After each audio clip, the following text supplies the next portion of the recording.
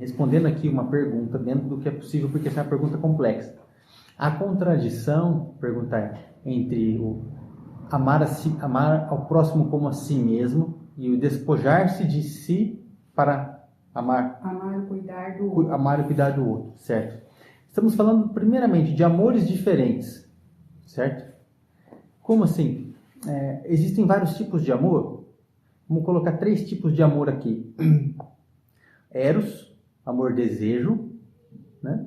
Eu quero algo que me preencha as necessidades, que me nutre, certo? Esse é o amor, vamos por a configuração arquetípica original. Pai, mãe, criança. Eros é o que a criança sente pela mãe, é o desejo, aquilo que me nutre, que me alimenta. Outro amor é o amor ágape, é o que a mãe sente pelo filho, digamos assim. Eu te cuido, eu te protejo, eu forneço tudo que você precisa para a sua existência, certo? Então esse é o amor ágape, o amor cuidado, amor proteção, né? E tem ainda o filia, que é o amor admiração, né? É o que a criança sente normalmente pelo pai. O pai tem essa coisa assim, né? A criança tem esse negócio pelo pai, normalmente, né? Então, assim, arquetipicamente são coisas distintas, certo? Então, assim, a gente está falando do autoconhecimento. Para se conhecer, é necessário se amar, no sentido de que é preciso acolher aquilo que nós temos a revelar sobre nós mesmos, né? Então, o amor erótico, ele está na base dos relacionamentos amorosos, dos relacionamentos afetivos, porque ele se nutre do mistério, ele se nutre da descoberta. Isso está lá no próprio mitos, mito de Eros e Psique, né? Psique, que é a representação da alma, e Eros é esse amor, desejo, né? Então, Psique está lá. Eu não lembro todos os detalhes da história, ela é muito legal, vale a pena dar uma lida. Quem encontrar, é de Apuleio, né? Tá lá da mitologia grega, né? Mas, enfim, ela está se relacionando amorosamente com Eros, o próprio deus do amor, ou seja, era o cara mais gostoso da galáxia, digamos assim, né? E ela só tinha uma regra a seguir, porque ele aparecia no escuro para ela, né? Ele aparecia no escuro, eles passavam a noite de amor, depois ele ia embora. Uma regra é, você só não pode ver o meu rosto. E aí um dia, aí ela contando para irmãs invejosas, estava olhando, ele é maravilhoso, mas assim, eu não posso ver o rosto dele. Ah, deve ser um monstro, então. Um dia ela não se aguentou, pegou uma lamparina e foi ver, no meio da noite, foi ver ele dormindo, foi ver o rosto dele. Aí caiu uma gota de cera quente, ele acorda, você viu meu rosto. Ele era lindo, maravilhoso, né? Não era nada de monstro, mas ela não podia ver o rosto, porque Eros se alimenta do mistério, da descoberta. Então, por que num casamento Eros vai embora? Porque são coisas distintas, né? A gente pode amar o parceiro, ter um carinho, um respeito, amor, querer cuidar, parceria, amizade, e não ter esse componente mais da paixão erótico, né? Porque a gente acha que já sabe tudo sobre o outro, entende? Quando olha o rosto ali, Eros vai embora, né? Eros vai embora. Então essa é a coisa. Depois eles acabam ficando juntos, eles dão um jeito. Tem toda uma reviravolta na história, né? Ela tem que passar por uns desafios lá. Eu não lembro todos os detalhes, mas é uma história muito legal.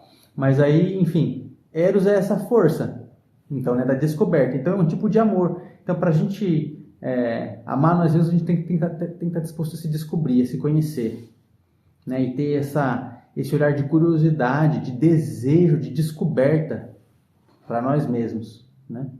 Isso é um tipo de amor, certo? Então, isso vai alimentar a nossa capacidade de amar o outro também. Porque quanto mais a gente se aprofunda na nossa própria revelação, mais a gente está aberto para a revelação do outro também. E quando fala assim, como que é a segunda frase mesmo? É despojar-se de si. Despojar-se de si Viver para o outro. E viver para o outro. Então, esse é o amor ágape, né? É o amor cuidado, certo?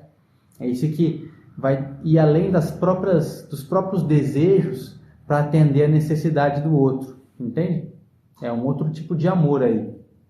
E os dois são importantes. E esse si que ele fala é, digamos assim, abrir mão dos caprichos, porque nós temos necessidades e temos desejos.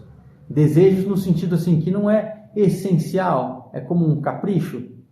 Então, digamos assim, quando a gente está se relacionando com outro, quem quer que seja, não necessariamente uma relação amorosa, pode ser com um irmão, com um amigo, com um filho, com um pai, com mãe, o outro tem seus desejos e suas necessidades também, certo?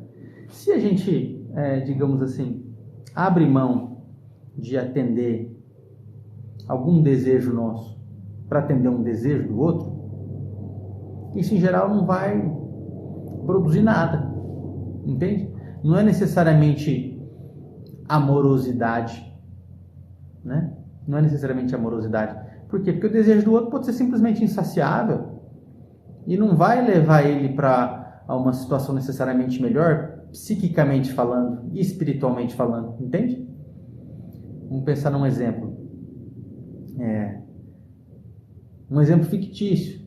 Vamos supor que alguém quer, digamos assim, frequentar um grupo aqui espiritualista, mas o pai da pessoa, ele é de uma outra religião e ele tem um desejo que o filho dele continue naquela religião que é a religião do pai, vamos supor, ele é evangélico, sei lá, Deve ser isso. ele é evangélico e fala, não, você tem que seguir aqui, é um desejo dele, certo?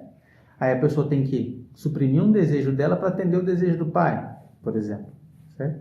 Isso pode acontecer de diversas maneiras, né? Isso vai produzir alguma coisa? Isso vai fazer o pai dele chegar mais perto da verdade ou de qualquer coisa positiva? Não vai. Ele vai estar anulando alguma coisa dentro dele sem produzir nada de bom, né? A partir daquilo. Então isso não tem ganho. Aí que faz falta o amar a si mesmo, entendeu? O amar a si mesmo nessa hora, porque se for para abrir mão de um desejo, que seja para atender uma necessidade do outro.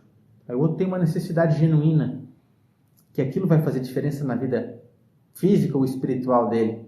Ah, eu vou, sei lá,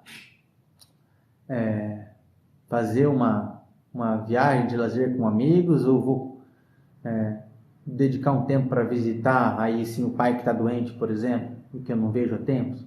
Não vou abrir mão, então eu vou lá visitar, mesmo que é mais chato, digamos assim.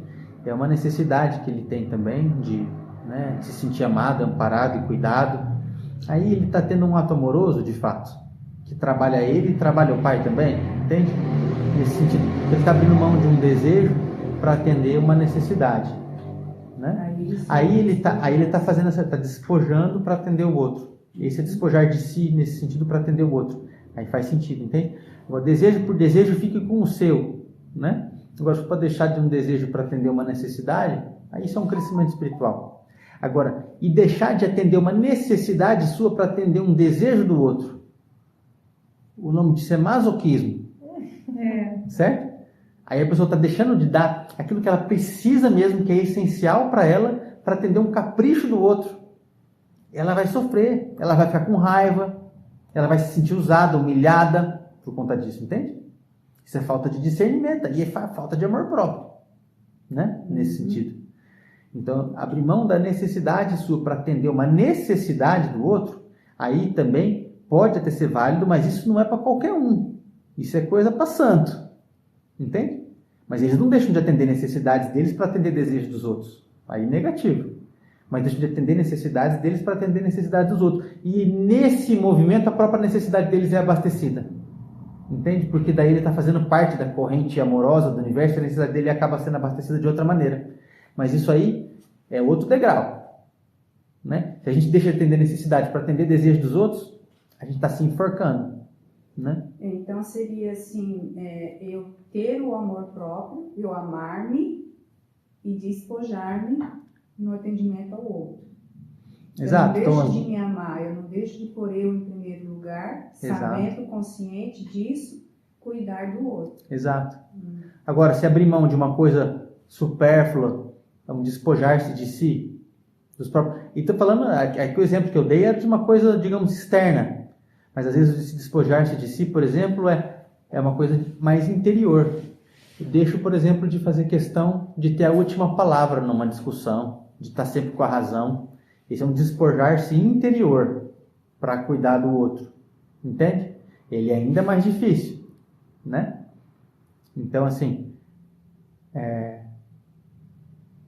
esse despojar de si é muito profundo, porque até onde eu estou habilitado a me despojar Esse é o meu nível espiritual. Entende? Se eu estou disposto, por exemplo, a me despojar do prestígio, do que os outros pensam de mim, por exemplo, isso é um despojar-se ainda mais profundo. Eu estou disposto a que pensem mal de mim, mas em nome da verdade, por exemplo, de fazer o que é correto. Esse é um despojar-se de si ainda mais profundo. Estou disposto a abrir mão da minha própria vida pela verdade, como os mártires, por exemplo, ou aqueles que, sei lá, um Jordano Bruno que foi queimado na fogueira, por exemplo, né? Defendendo a verdade. Está disposto a despojar-se de si, até mesmo dessa vida ilusória material, em nome da verdade, por exemplo, né? Então, esse despojar-se de si, ele é muito profundo, ele tem muitas camadas, né? Mas é mais ou menos isso. Lembrei do Jordano Bruno, da faculdade.